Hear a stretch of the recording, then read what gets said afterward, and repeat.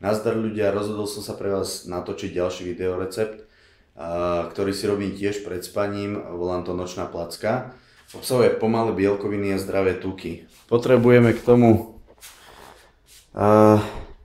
micelárny kazeín, egalbumín, čiže sušené vaječné bielka, holandské kakao, mletá škorica, arašidové maslo a príchuťové tabletky.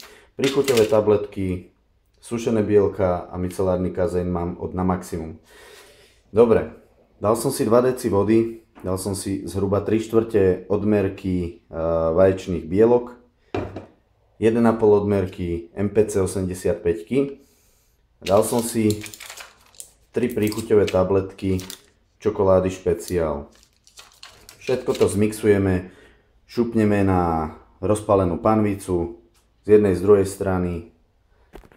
Nech sa nám to smaží. Keď je placka hotová z obidvoch strán, tak ešte na teplu som naniesol arašidové maslo rovnomerne. Posypal som to troškou holandského kakaa a škorice. Teraz už to len zložíme na 4 časti.